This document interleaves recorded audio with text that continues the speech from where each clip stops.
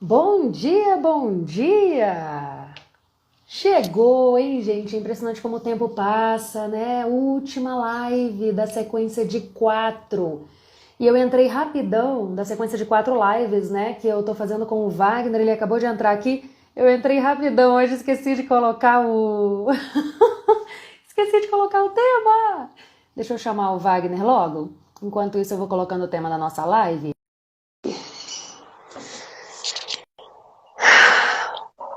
E hoje o tema, como vocês sabem, é dicas. Bom dia.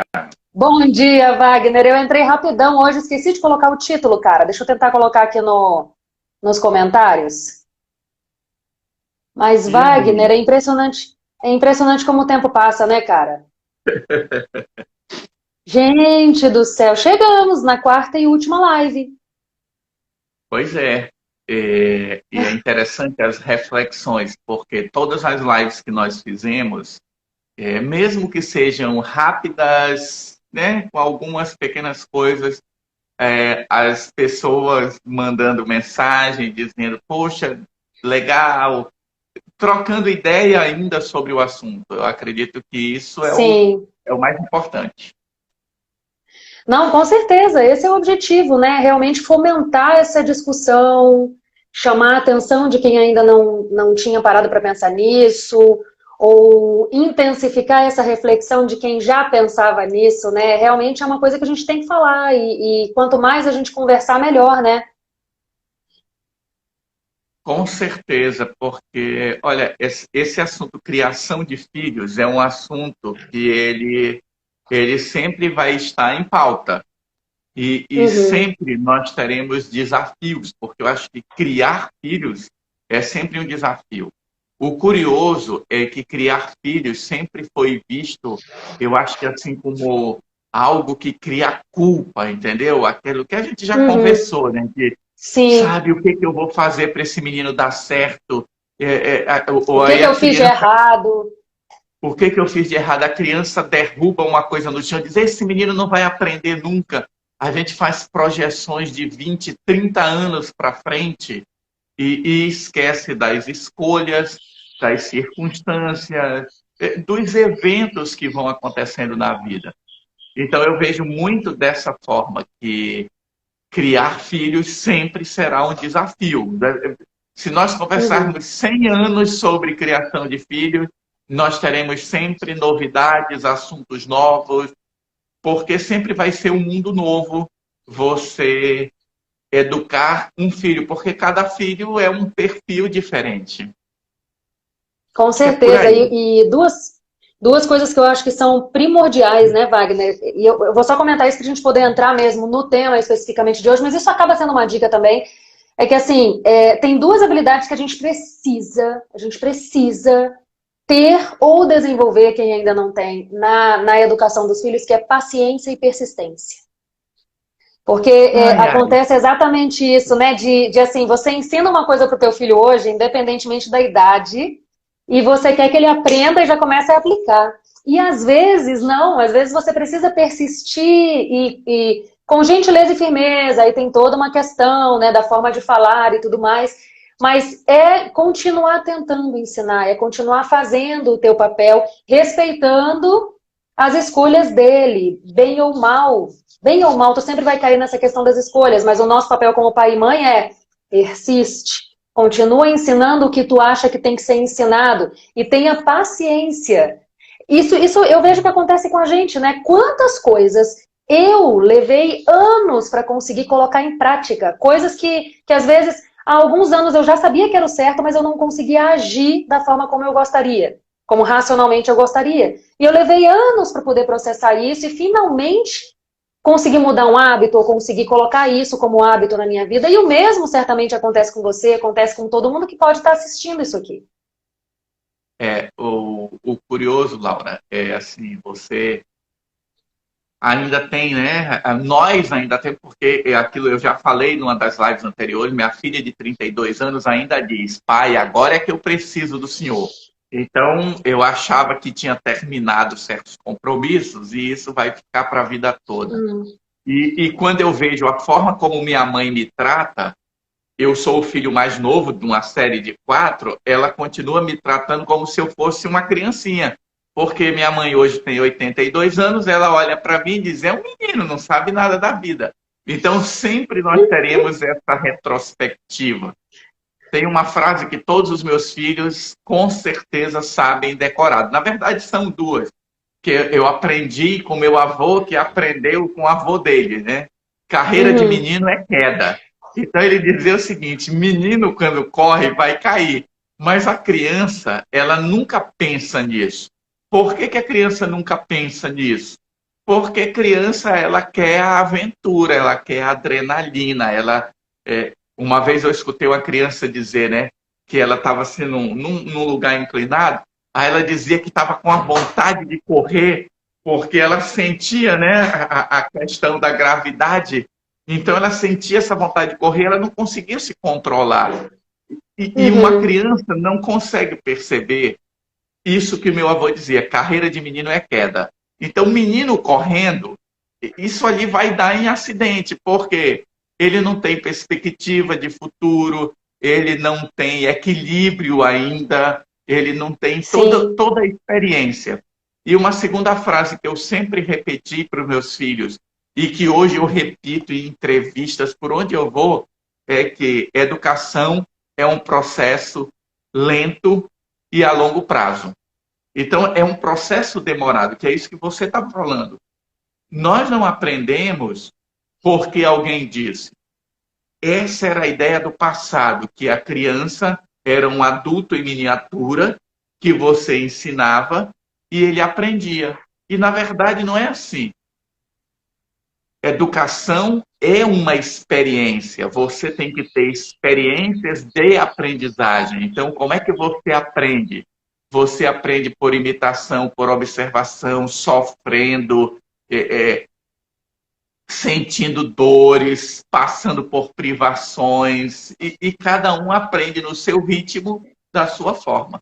Esse é o grande desafio. E que faz parte do processo, né, Wagner? A gente, muitas vezes, como pai e mãe, acaba esquecendo que nós chegamos aonde chegamos graças a todas as experiências que a gente teve, positivas e negativas. Então, esse correr e cair, por exemplo, faz parte. Criança, por si só, naturalmente ela é exploradora. E isso é algo saudável. Nosso desafio, inclusive, está ali, né? Em dosar na medida certa, para que ela não ponha a própria vida em risco, mas também para que ela tenha essa liberdade de explorar e de cair, se for o caso. E às vezes machucar, isso faz parte do processo, né? Tem uma frase que, assim, eu adoro frases também, e tem uma frase que eu nunca esqueci. Eu não sei se tu já chegou a ver o filme Procurando Nemo? Eu lembro que eu assisti esse filme, né? Eu era, acho que adolescente e tal, e eu lembro que naquela época já me marcou muito uma cena logo no iniciozinho do filme, que o pai, normal, traumatizado, que tinha perdido a esposa, tinha perdido os outros filhinhos ali, ele fala, não, Nemo, mas é que eu não... Né, ele era super protetor, e ele fala, mas Nemo, eu não quero que nada aconteça com você. E aí o Nemo, bebê, pequenininho, vira pra ele, na hora de ir pra escola, e fala, pai, mas se nada acontecer comigo, nada vai acontecer comigo. E eu lembro que, olha só, eu adolescente, aquela frase me marcou, porque é isso. Se a gente não deixar nada acontecer com os nossos filhos, nada vai acontecer com os nossos filhos. Então é realmente um desafio dosar isso, né? Laura, eu acho que isso é a essência dessa nossa conversa de hoje, porque muitos pais nos dias atuais estão tentando colocar os filhos dentro de uma redoma, dentro de uma capa, eu lembrei aqui da Adriana Calcanhoto, dentro de uma cápsula protetora, e nessa cápsula protetora eles estão impedindo que seus filhos vivam a experiência. Tem um livro que eu não lembro, eu e meus livros, né? Eu tenho um livro que eu não lembro a data de publicação, que é o livro Inteligência Emocional, do Daniel Goleman. E lá nesse livro, Daniel Goleman, já falando do processo de educação, ele diz que a criança, quando ela vai para a escola, ela já deveria ter aprendido a resolver problemas, a se relacionar, ter um tipo de convivência. O que nós observamos é que as famílias de hoje, por terem poucos filhos, né, a nossa média de filhos hoje caiu muito. quando eu olho para trás, a família dos meus tios, né? Meu pai Uhum. teve 4 filhos, mas os meus tios eram 7, 11, 10 filhos, 14.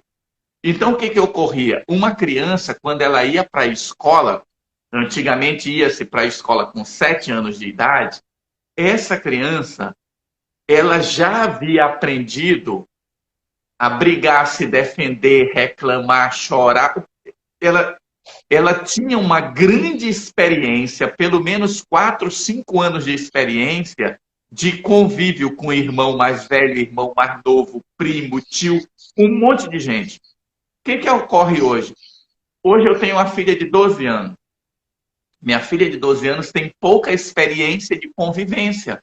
E muitos pais não percebem isso. Então, eles mantêm o filho longe, né? Ele mantém o filho longe dos problemas, achando que está protegendo, mas muitas vezes ele está tirando da criança a experiência de aprender a lidar com a emoção, a lidar com a raiva, com a tristeza, com a frustração.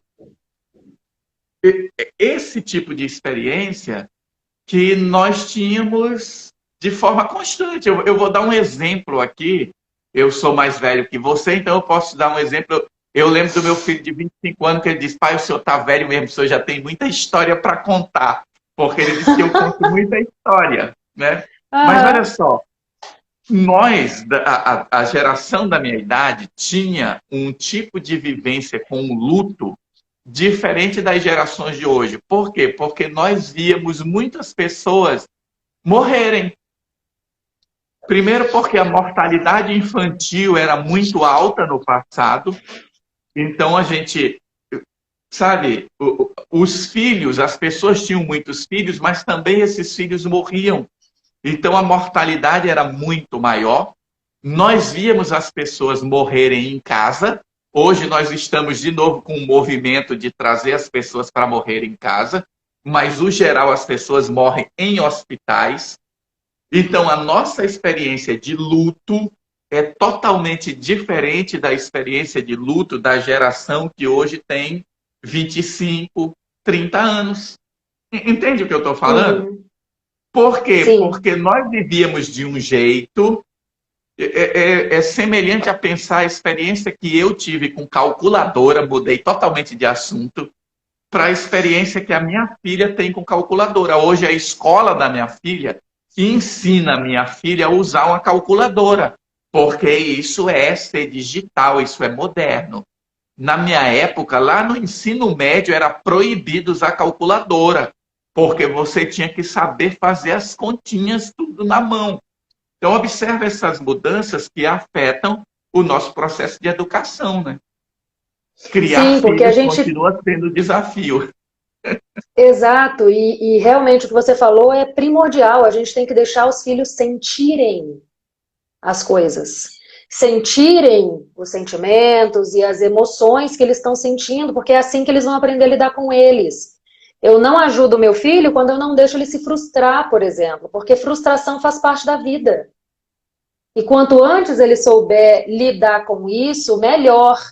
Eu não ajudo o meu filho quando eu não deixo ele chorar, quando ele precisa chorar, por exemplo. Porque o choro faz parte, inclusive hoje já se sabe que o choro ele tem uma função importante de regulação fisiológica, né? De você liberar aqueles hormônios do estresse. É por isso que a gente, Sim. quando chora, se sente aliviada.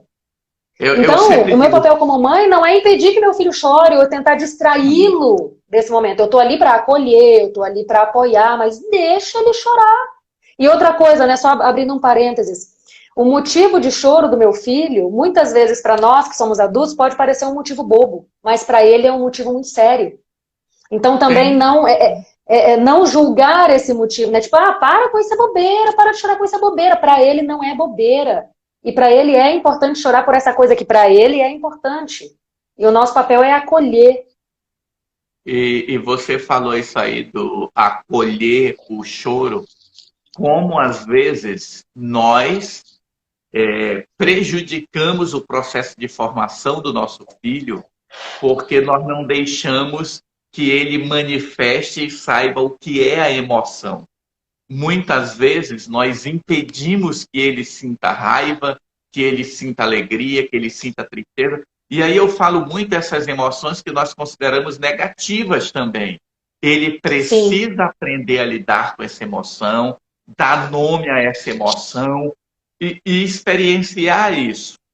E muitas vezes, quando você não quer que ele chore, não quer que a sua filha seja bobinha, né? Aquela coisa, eu vou criar minha filha para ser forte. Ótimo!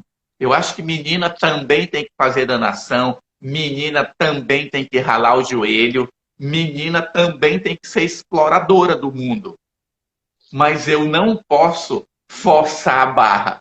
Tem meninas que são, entre aspas, menininhas, aquela coisa da menina que é menina e tem menina que é moleca, né? Então, a gente tem que perceber que no passado nós tínhamos um estereótipo onde menina usa rosa e menino usa azul. Isso não existe mais, pelo menos, né? Em que pese que hoje eu estou de azul, mas isso não existe mais. Porém, eu não posso forçar uma barra querendo que minha filha aprenda a jogar futebol se ela não quer. Ou querendo que meu filho tenha um certo perfil de sensibilidade que não é dele. Sim. Criar filhos é um desafio. Criar filhos não tem receita. Eu lembro, eu não sei como é o nome de um filme, mas é um filme muito antigo que passava sempre na sessão da tarde, né? E nesse filme, o filme começava com um cidadão tentando matar um especialista em educação de filhos, porque ele tinha vários filhos e ele seguia os conselhos de um especialista. Aí os conselhos não deram certo e um dia ele vai visitar esse especialista e ele descobre que esse especialista não tinha filho nenhum. Então ele tinha tentado criar os filhos dele a partir de orientações de quem nunca teve filho. Gente, prestem atenção, hoje a internet está cheia de gente te ensinando a fazer tudo, mas você tem que filtrar. É aquela história. Ontem eu fui numa lojinha e vi um panfleto que, veja, gente, eu vou falar um negócio aqui, pura... como é que eu digo? É só uma fala. Eu não quero saber se é certo ou errado. Eu vi um panfleto que tinha foto de um vulcão e aí vendendo uma substância quântica. Quando eu escuto a palavra quântica, eu já me arrepio todo, né? Uma substância quântica que você toma e ela age no nível vibracional da tua alma. O quilinho desse produto custa só R$ 500 o quilo. E eu perguntei da moça lá da lojinha, né? Isso vende? Ela disse, deve ser uma maravilha, porque as pessoas compram aos montes. Então, veja, soluções mirabolantes existem muitas. Mas é aquilo, o camarada está te ensinando a criar filho, quantos filhos ele criou e como é que ele lida com os resultados dessa criação. Porque eu não quero saber se o filho dele é perfeito, não, porque o filho dele pode não ser perfeito. Mas como é que ele lida com isso? Esse é o grande desafio. Nós não podemos sair seguindo, nós não podemos sair seguindo quem não tem experiência. A gente tem que ter alguma base para saber quem eu vou seguir. Só fazendo um adendo aqui, já que você comentou desse produto milagroso aí, eu não conheço, nunca vi, tá, Wagner? Mas eu acredito piamente que ele funciona. Sabe por quê? Porque quem compra e compra por esse valor, o toma acreditando que ele funciona. Então, por acreditar que ele funciona, ele funciona. Mas não entraremos nesse assunto que foge ao tema da live, entendeu? Mas, enfim. Uma coisa que você comentou nessa tua fala, que é fundamental, né? Então, eu estou anotando aqui, porque, na verdade, eu fiz o roteirinho das dicas, mas a gente está dando outras dicas, mas que tem a ver com o roteiro, então eu estou anotando as dicas novas para lá no fim a gente repassar essas dicas para deixar no final da live, né? Mas o que você falou, ela é muito importante, Wagner, no sentido de a gente tem que se livrar dessa expectativa com relação ao nosso filho. Porque o nosso filho e os nossos filhos, eles precisam ter a liberdade de ser quem eles são, não quem a gente acha que eles nasceram para ser. Né? E aí passa dessa questão que você falou, e que a gente tem que ter sempre essa escuta ativa, respeitando a individualidade e as vontades do nosso filho. Se a criança gosta de determinada, como você falou, não sou eu que tenho que dizer que você tem que jogar futebol, você tem que jogar não sei o quê. Aqui em casa, por exemplo, eu falo para as crianças, olha, tem que praticar um esporte.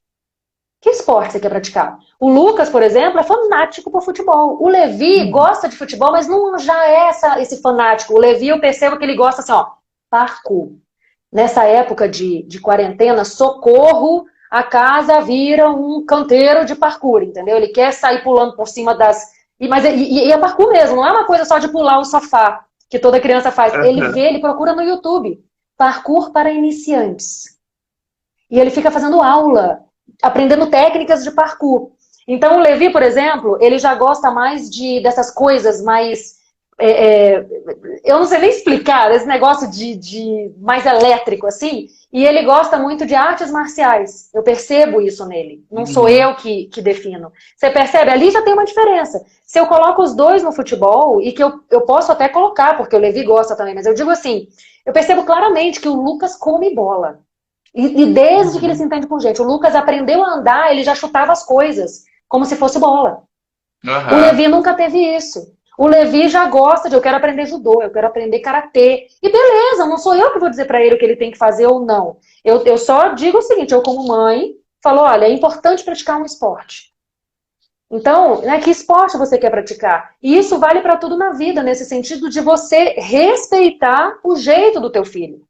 Ainda mais eu tenho 2 meninos e 2 meninas, eu percebo claramente, eles são filhos do mesmo pai e da mesma mãe, recebem, entre aspas, a mesma educação, pelo menos a gente tenta dar assim, mas a gente sabe que a absorção é diferente, porque isso depende muito de cada um deles. E eu percebo claramente que eles têm escolhas diferentes, e tá tudo certo. Porque cada um é cada um. Com certeza. Você falou aí das dicas, que eu lembro que o que gerou essas lives foi exatamente o post das 10 dicas de criar filhos, né? Tu anotaste elas aí, tu estás com elas aí anotadas, vamos falar delas. Anotei. Você sabe que esse... Fala. Sim, fale. Não, esse post, inclusive, é engraçado, né? Porque ele foi originado, ele foi inspirado, baseado num vídeo que eu tenho no YouTube, que foi o meu primeiro vídeo de conteúdo do YouTube. Se você for lá no canal do YouTube, tem só o primeiro vídeo que tem o primeiro vídeo do canal que é eu me apresentando, falando por que eu tinha criado o canal e tudo mais. E o vídeo seguinte já é esse de 10 dicas para criar filhos emocionalmente saudáveis. E até hoje tem gente que vê esse vídeo, que tem mais de 1 ano. Então tu percebe, e é um vídeo assim, tipo, eu editei. Nossa, a edição dele tá horrenda, o áudio tá horrendo, a iluminação não tá, né? Porque você vê que você vai progredindo. E ainda assim tem gente que assiste até hoje, comenta, e você vê que realmente é uma coisa que as pessoas querem saber, né? E aí eu criei esse post com base no vídeo. Fui lá linkando as principais coisas e tal, né? E aí eu anotei aqui que tem as 10 dicas para criar filhos emocionalmente saudáveis. O encorajamento, que hoje se fala bastante, e eu acho que é realmente uma discussão importante, de você diferenciar elogio de encorajamento. Porque enquanto o elogio centra, na minha opinião, ai que lindo, maravilhoso, fantástico! O encorajamento centra a atenção da criança no processo. O quanto ela se dedicou para fazer aquilo que ela está fazendo. E é isso que merece. E isso daí é uma coisa, Laura. Eu li um livro. Eu já passei de 50, estou chegando aos 60, minha memória já está... Eu não sei se minha memória está se perdendo ou se eu já não estou mais valorizando lembrar de algumas coisas. Mas eu li um livro que fala alguma coisa sobre mindset e nessa ideia de mindset positivo, negativo, uma das coisas que se fala muito, muito, muito, muito, que você tem que encorajar estimulando o esforço, a persistência, a vontade, a meta, mas você não pode fazer exatamente isso que você está dizendo. Ai, que lindo, você é muito inteligente, você é bom demais, você é isso. Por quê? Porque você cria uma cobrança que, em vez de ajudar, atrapalha. É a história E do uma pensamento. dependência.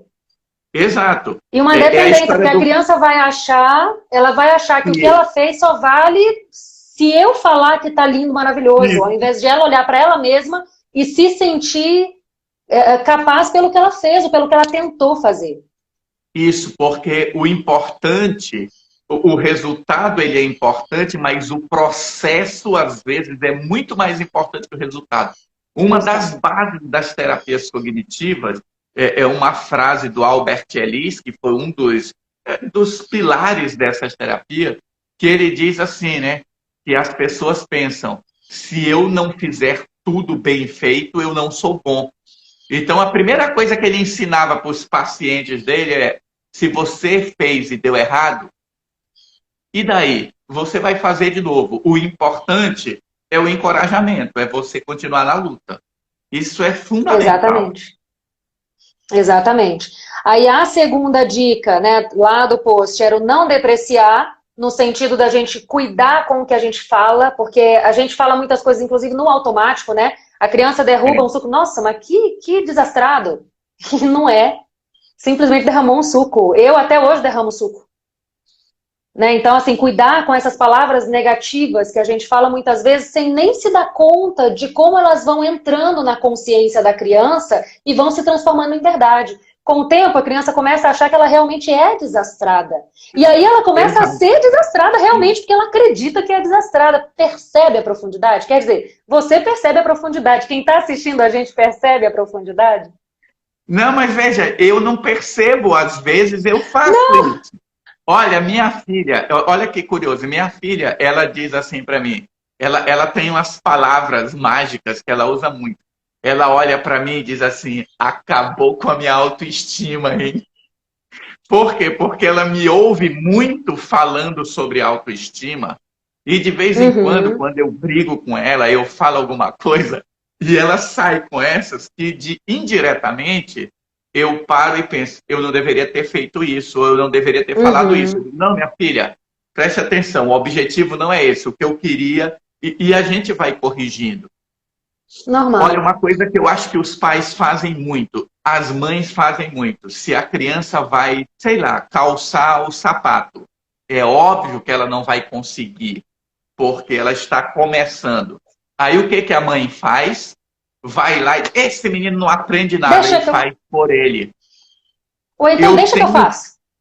Ele Mesmo que deixa não que eu fale nada. faço. Não, deixa eu fazer. É. Deixa que eu faço. Então ela resolve o problema, é a mãe abacaxi, né? Ela pega todos os problemas para ela e ela termina não ensinando os filhos. E aí depois ela sai reclamando que os meninos não sabem fazer nada. Mas ela não deixou que eles aprendessem a fazer alguma coisa. Os pais, às vezes, os filhos homem, né? Ele tá jogando videogame? Não, peraí, deixa eu te mostrar como é que é. Veja, eu só aprendo vivendo a experiência. O errar também faz parte da vida. Então, esse é um processo muito importante. E isso que você está falando já é a terceira dica. Respeitar a criança, mesmo criança como ser e indivíduo que ele é, e respeitar o tempo e a individualidade dele, porque é exatamente isso que acontece. A gente quer que a criança faça as coisas na velocidade que a gente faz. Só que a gente só faz na velocidade que a gente faz porque a gente teve todo esse tempo de treino e de prática. Então, uma coisa que eu percebo que acontece muito, né, é assim, por exemplo, você, quando o filho é adolescente, ou já é uma criança grande, tipo 10, 11 anos, você quer que ele divida as tarefas de casa, contribua com as tarefas rotineiras da casa. Só que você nunca lá atrás deixou ele fazer isso. Porque realmente, até coloquei um vídeo esses dias no Instagram falando sobre isso, né? Que pela minha experiência aqui, com 4, eu percebo que o ajudar é algo natural da criança. Até talvez pelo exemplo, pelo espelhamento, ela quer fazer o que você faz. Então pode prestar atenção numa criança pequena de 1, 2 anos. Ela quer fazer o que você faz. Então você está varrendo a casa, ela quer varrer junto. Só que nessa idade eles atrapalham, eles não ajudam. Só que se eu não deixar eles me atrapalharem nessa idade, quando tiver lá na frente que eles tiverem realmente condições de me ajudar, eles não vão querer ajudar, porque eu já vou ter cortado aqui atrás. Então, assim, o segredo, talvez, para você ter filhos participativos... Achei que tu tinha travado, que você ficou quieto assim. Não, um grande segredo. Eu lembrei de uma coisa aqui, pode falar. De outra coisa. Eu percebo que um dos grandes segredos, uma das grandes chaves para você ter filhos participativos e que se sintam capazes de fazer isso no futuro, é você agora, desde o início, deixá-los fazerem as coisas no tempo deles. É claro, ensinando a forma certa, mas não rotulando que eles não fazem certo. É normal eles não fazerem certo. Eles estão aprendendo. Eu só faço certo porque eu passei por essa fase. Então a melhor coisa que eu posso fazer é deixar eles passarem por isso também. E aí, normal. As meninas quando lavam louça, e os meninos já lavam um pouquinho melhor, por isso que eu cito as meninas, né? Mas, cara, Letícia mais ou menos. Mas, gente, a Luísa lavando louça, socorro. Porque ela quase inunda a cozinha, mas não é porque ela tá brincando, ela está fazendo o melhor que ela dá conta de fazer, né? Uhum. E aí depois que ela termina de lavar a louça, é simples, vamos lá, tá vendo né, como tá de água? Vamos secar. Ela tem o maior prazer de pegar o pano e secar o chão. E tudo vai da forma como você fala. Né? Então, acho que isso é primordial.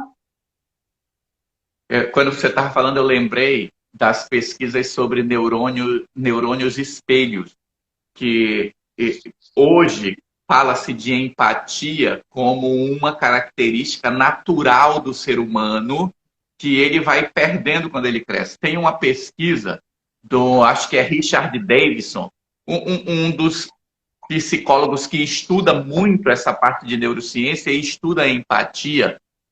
Existe uma pesquisa, Laura, tem até um documentário aí pela internet sobre isso. Eles pegam uma criança de 9 meses. O experimento é bem simples. Ele pega um fio, amarra na sala, e aí ele pega folhas de papel A4 e vai prendendo nesse fio com um pregador. Aí a criança está vendo. O que ele faz? Ele, propositalmente, ele deixa uma folha cair. Quando ele deixa a folha cair, ele, por cima do fio, ele tenta pegar a folha e simula, eu não estou conseguindo pegar a folha. A criança vê aquilo, o instinto, que aí é a coisa, é natural. Ela vem, junta a folha e dá para ele. E aí eles mostram que a criança com 9 menos meses. de 1 ano de idade, isso, ela já tem o impulso de te ajudar. Curioso que aí ele, como o cara é pesquisador, ele se fez a seguinte pergunta: e o chimpanzé? Será que o macaco vai ter a mesma reação? E aí ele foi e repetiu o experimento com o chimpanzé. Os macacos também têm a mesma reação. Se ele vê você fazendo alguma coisa e você tem a dificuldade, ele vai lá e te ajuda. Então, observa. Isso é característica do ser humano, a questão da parceria. E nós, muitas vezes, perdemos a grande chance de estimular, porque isso é o início da empatia. Eu olhar para o outro e perceber que ele está precisando de ajuda. Quantas pessoas adultas vê alguém precisando de ajuda e tem vergonha de ajudar? O que vão pensar de mim? Então, isso é extremamente importante. É muito sinistro mesmo. Então vamos lá. Aí tem a outra dica, seria compreender as limitações da criança, que tem a ver com isso que a gente acabou de falar, né? De respeitar essas limitações mesmo, físicas, motoras do né? de cada momento, enfim. E às vezes, inclusive, a maturidade emocional, porque a gente esquece desse detalhe, né? O dedicar tempo, obviamente, eu acho que isso... O tempo de qualidade que tanto se fala é uma dos maiores segredos para você ter conexão com qualquer pessoa, na verdade, né? Tem frases, né, do tipo, a criança não vai lembrar do que você deu para ela, mas vai lembrar dos momentos que vocês estiveram juntos. Isso não é só criança, isso, na verdade, essa questão do tempo de qualidade serve para todo mundo, não só para criança, mas com criança é mais importante ainda. O estabelecer regras e limites, porque muito se fala hoje de a questão do não e de, né, se você sempre usa não, e aqui eu tô falando para crianças pequenas, principalmente. Se você usa não para tudo, não para de fazer sentido. Mas isso não significa que não deva ter regras e limites. Claro que tem que ter. Agora, tudo é a forma como a gente fala. Eu posso dar uma regra e um limite pro meu filho, brigando com ele, ou eu posso ser firme e gentil, que eu amo esse termo, né? A gente consegue ser firme e gentil, é um desafio. Mas é possível, né? De tipo, sinto muito, meu filho, que você não possa fazer isso. Entendo sua frustração, mas não pode. Sabe? Isso. Você tá com os filhos menores, eu tô com a filha adolescente, e aí essa coisa de regras e limites com o celular, e tem uma coisa que eu quero que ela faça, que é ler. Eu quero que ela crie esse hábito de ler, que é óbvio que na idade dela ela pensa assim, deve pensar, né? Esses meus pais, ó aqui atrás, né? Esses meus pais são todos loucos, né? Porque ela está sempre vendo pai e mãe lendo e estudando o tempo todo. Como estabelecer as regras e limites entre celular e leitura? Então a gente estabelece o número mínimo de páginas lidas ou que devem ser lidas. E aí aquilo, eu não gostei, mas faz parte da vida. Eu às vezes não gosto de certas coisas, mas tenho que fazer, né? São duas coisas, duas lições que eu acho que são fundamentais. E assim, eu repito muito para os meus filhos aqui em casa, e na quarentena eu tenho repetido mais ainda, porque, né, justamente a gente está muito em casa. É diferente porque você não tem a oportunidade de ir para a escola presencialmente ou fazer outras coisas fora de casa. Mas duas coisas, que é o que eu falo da questão de regras e limites e não tem jeito. Às vezes um filho ou outro, que eu não vou citar nomes aqui, mas assim, um filho ou outro reclama, por exemplo, das atividades da escola que tem que fazer porque queria ver TV. E é muito isso, né? São duas coisas que eu falo sempre o seguinte: primeiro a obrigação, depois a diversão. Não tem jeito. Para você poder ir e fazer alguma coisa de diversão, de ver TV ou brincar com alguma coisa, você tem que cumprir essa obrigação aqui, que é a obrigação. E a outra coisa nem sempre a gente faz só o que quer na vida. Na verdade, a gente não faz só o que quer na vida, né? Porque às vezes fala assim, mas eu não quero fazer isso. Eu compreendo. Mas a gente não faz só o que quer. A gente precisa fazer também o que é necessário fazer. Então, assim, é bem essa questão de regras e limites, mas, de novo, eu não preciso dizer, vai estudar logo, menino, para de reclamar. Eu não preciso falar assim. Eu posso simplesmente dizer, eu compreendo que você queira ver TV agora, mas agora não é hora. Agora é a hora de você fazer o dever da escola, por exemplo. E usar esse momento como um processo de educação. Veja, sempre regulação e lidar com as emoções. Eu acredito que nós, pais, você, mãe, as pessoas que lidam com crianças, a gente precisa, para criar filhos emocionalmente saudáveis, nós precisamos cuidar do nosso emocional.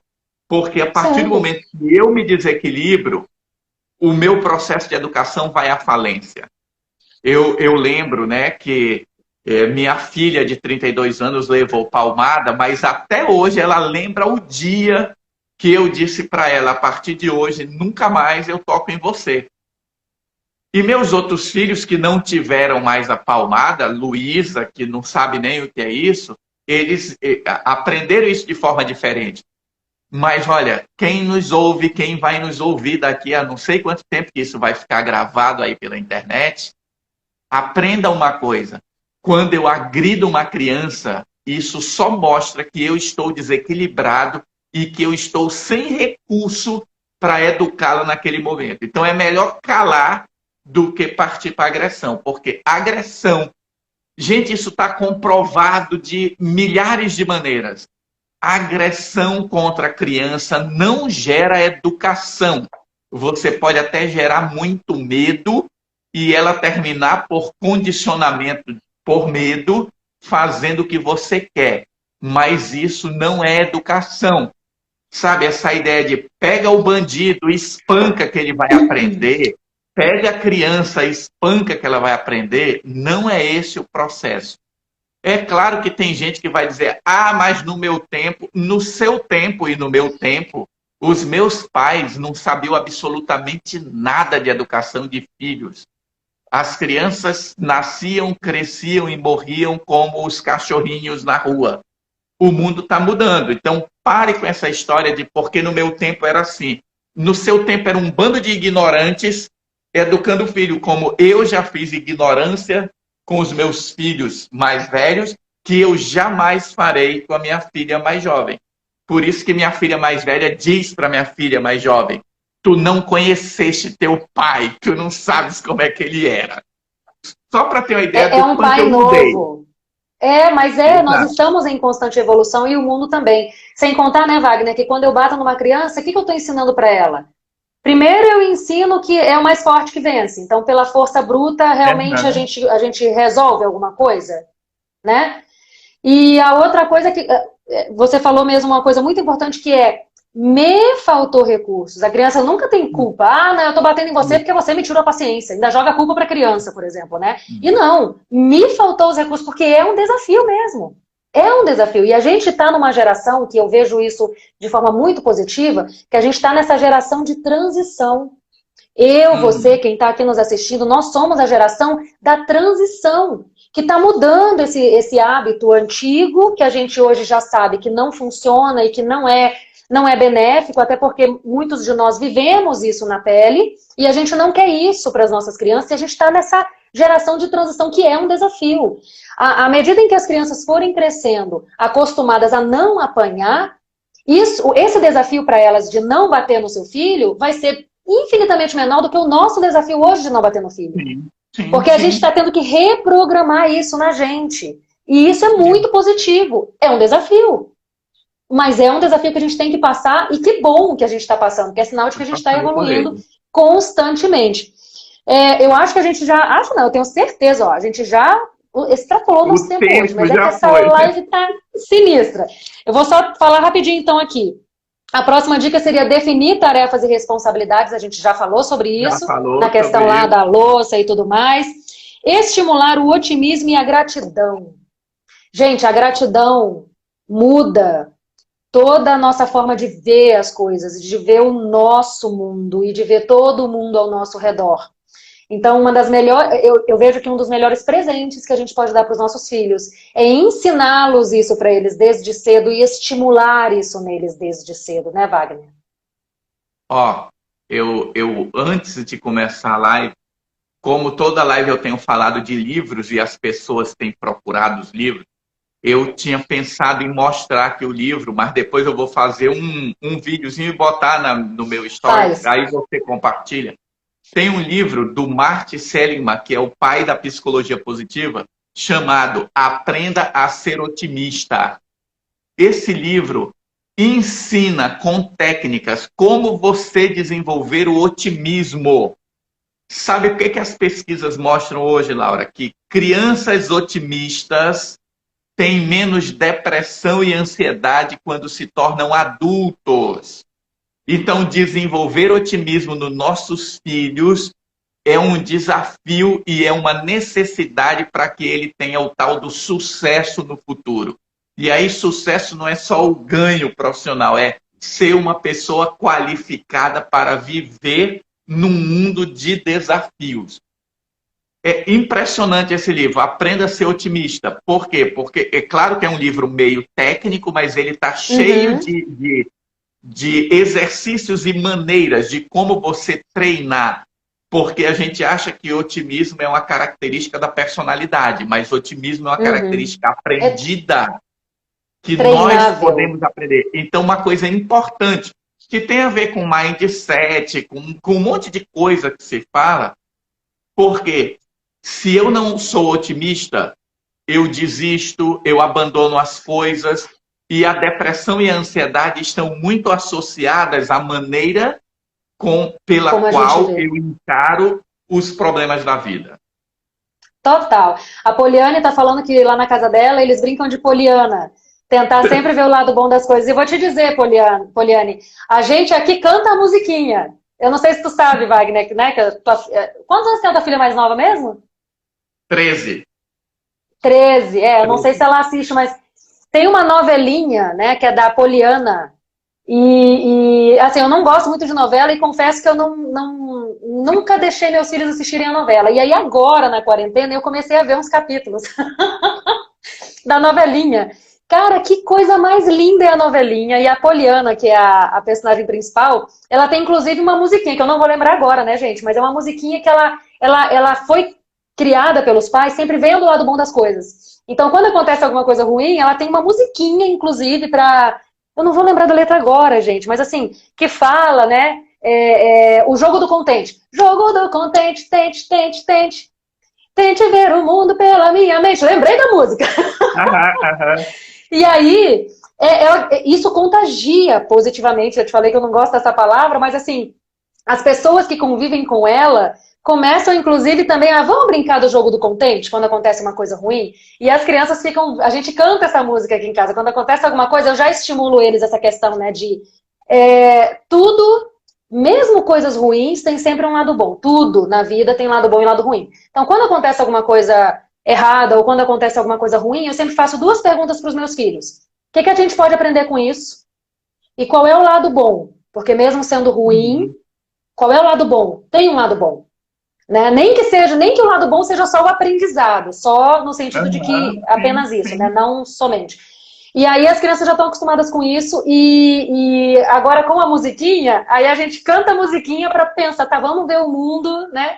E a Mundo Irmãos Laura Class está falando que é lindo o livro também, legal, o livro eu não conheço, olha que legal.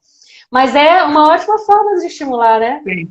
Aqui é Will e The Witch, um desenho animado que a mãe do. Eu não sei quem é Will e quem é The Witch, eu sei que são duas criaturas lá, mas a mãe do garoto, o menino diz assim: mãe, eu vou aqui na casa do meu colega. A casa do colega dele é assim, no fundo da casa dele, né? Só tem um jardim que separa as duas casas.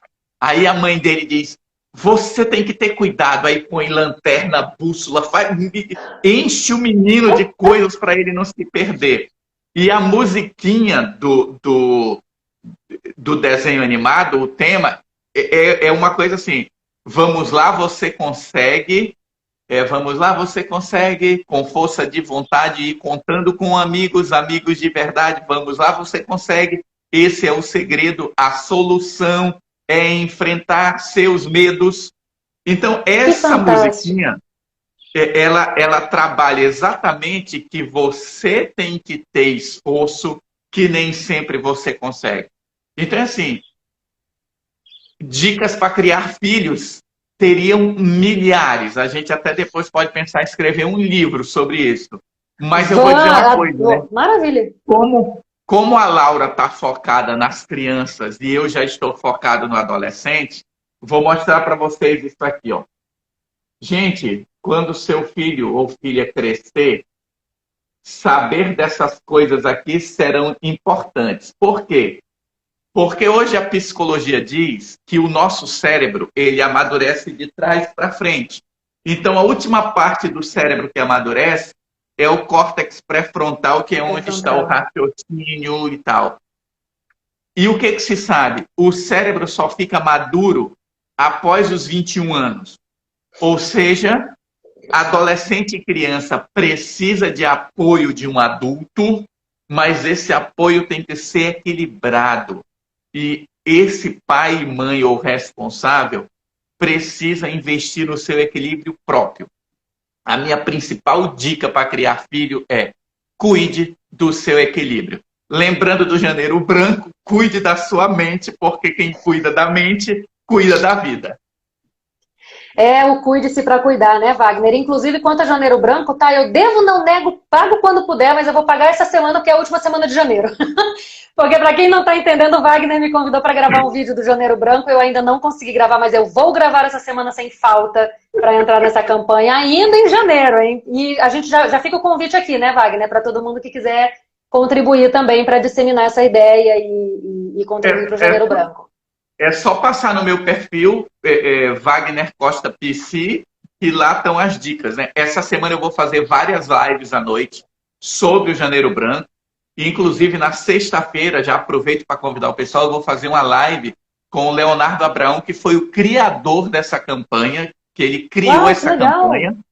E a ideia é conversar com ele para ele dizer como é que surgiu isso e tal, e trazer mais isso para a realidade do meu estado, porque eu moro num estado onde os adolescentes têm poucas perspectivas de vida. Uhum. Que horas vai ser a live? As lives vão ter um horário É fixo? 17 horas. 17 horas aqui, Boa Horário de Vista, Boa 18 Vista. horas Então, Brasília. 18 horário de Brasília. Beleza. Só fazendo um adendo, você mostrou o livro aí, né?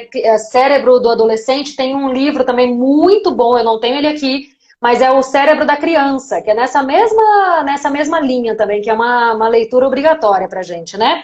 Só finalizando então, Wagner, faltou falar a importância da rotina, porque a rotina ajuda, né, a rotina dá segurança para a criança e ajuda a fluir melhor. Mesmo que essa rotina, quando a gente fala de rotina, não precisa ser uma coisa, tal hora, tomar café, tal hora, não sei o quê. Não, mas ter pelo menos... Não é a rotina neurótica. Isso, mas é pelo menos ter uma sequência lógica que você consegue seguir naquele dia. Inclusive ainda mais essa questão de quarentena... A rotina tem que ser mesmo flexível, né? Você vai meio que sentindo ali o dia, mas você tem uma sequência lógica. Isso eu acho que é muito importante, né? E a 10ª dica, claro, seja o exemplo, que é o que a gente já falou, né? Isso aí não tem nem... Dispensa comentários. Acho que a dica por si só já fala por tudo, né? A importância da gente ter exemplo, porque você falou que o cérebro amadurece totalmente aos 21 anos, mas tem gente com 40, 50 anos que parece não ter amadurecido ainda. Eu mesma... comecei a amadurecer mesmo muitas coisas de uns 2, 3 anos pra cá. Então, não tô nem aqui falando dos outros não, tá, gente? Tô falando de mim mesmo. Porque a gente não tem essa maturidade emocional. Sempre nós vamos melhorando, sempre a nossa percepção de mundo vai crescer. Eu acho que essa é a dica principal. Nós também estamos em processo de educação. A gente vai sempre aprender mais, sempre vai descobrir mais. E eu diria assim, gente, abraço. Quer criar filhos emocionalmente saudáveis? Abraçoterapia. Abraçar. Abrace. E abraçar não precisa de explicações. É algo muito importante. Contato pele a pele. Hoje sabe-se que o contato pele a pele salva a vida de crianças, sabe-se que o ser humano precisa de contato pele a pele. Então, se você tem um filho, não deixe essa criança crescer sem que ela saiba quem é você, essa coisa do abraço. Isso é eu considero isso extremamente importante. E não importa a idade. O abraço é importante em qualquer idade. Eu tenho vídeo no canal sobre isso, falando de abraçoterapia, que a gente pratica aqui em casa. Eu tenho post no perfil falando sobre isso, sobre os benefícios da abraçoterapia, né, cientificamente comprovados. E não precisa nem da ciência. Abraça. Começa hoje, se não é acostumado, dá um abraço no marido, no filho, em quem quer que seja. Dá um abraço prolongado, aquele abraço bom mesmo, que você encosta, sabe? Na 20 pessoa. Segundos. Fica 20 pelo segundos. menos 20 segundos. Você sente na hora o teu coração desacelerando, sabe? Eu já fiz isso, Wagner. Eu já contei isso num vídeo no canal, que teve um dia que eu percebi que eu tava muito... Eu não estava no meu 100% naquele dia, né? E eu tava assim, aquelas palpitações, normal, o corpo dando sinais de estresse e tudo mais, na quarentena, obviamente. E aí, nesse dia eu falei, eu percebi os meus sinais, falei, cara, toda vez que eu tiver sentindo essa palpitação forte, eu vou dar um abraço no primeiro filho que aparecer pela frente. E eu passei o dia, eu pratico naturalmente, mas nesse dia eu fiz um intensivão de abraço, entendeu? E assim, era surreal. Eu me arrepio lembrando de assim, eu tá com aquele coração acelerado, né? E aí eu pegava um filho e abraçava, e aí no decorrer do dia foi engraçado que eles começaram a me abraçar por conta própria. Porque eles não sabiam porque eu estava abraçando, e eu abraçava o tempo inteiro, mas eu sentia na hora a respiração melhorando, o coração desacelerando. Então, assim, eu não preciso nem citar, a gente não precisa nem citar pesquisas científicas que comprovam isso. Faça que você vai ver como funciona. O Mundo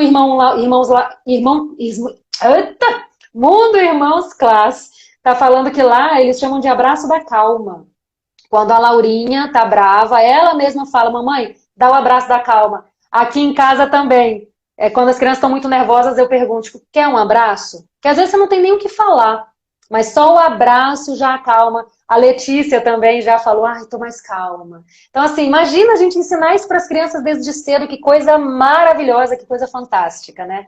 Abraçoterapia é uma prática que tem que ser instituída em todos os lares hoje, já, ontem. Com certeza.